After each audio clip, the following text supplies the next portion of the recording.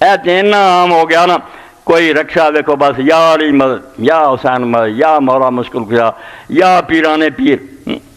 कुरान पाक ने जो पढ़ी रहे हो जो जिन्होंने असी काफिर ने ना, अल्लाह का सुके थाई होरां याद करते रहते सी।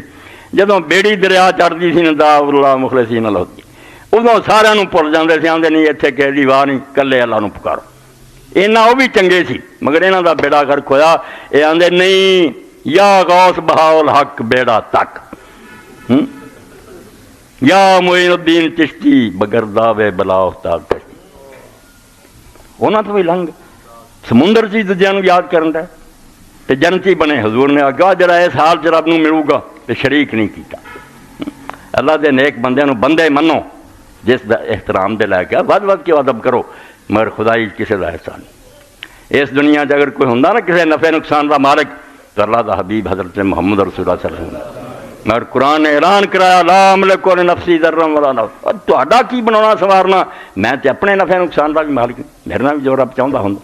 कभी मेरे दंद मुबारक शहीद हो जाते, कभी सर जख्मी हो जाता, कभी मेरा पुत हत्थां च जान दिंदा तो मैं रोंदा रह जाना, ना इब्राहिम तेरा विछोड़े ना गम बड़ा, मगर अल्लाह की रज़ा च राजी। इस तो कौन है दम मारने वाला? अल्लाह के रसूल के हक च सारा तो वड्डा जिहड़ा अल्लाह के दीन ने अदब मुकर के दरूद शरीफ। दरूद शरीफ ते दीवाने होए, दरूद शरीफ तो आला कोई जिक्र नहीं हजूर के हक, मगर उसका माना की है उन्होंने ही समझ लेंगे, शिरक तो तौबा कर लेंगे। सिखाया वो क्या अल्लाह के रसूल सब ते रहम कर, कराओ तर्जमा जिनको मर्जी, नहीं है अल्लाह तू अपने रसूल से रहमत कर।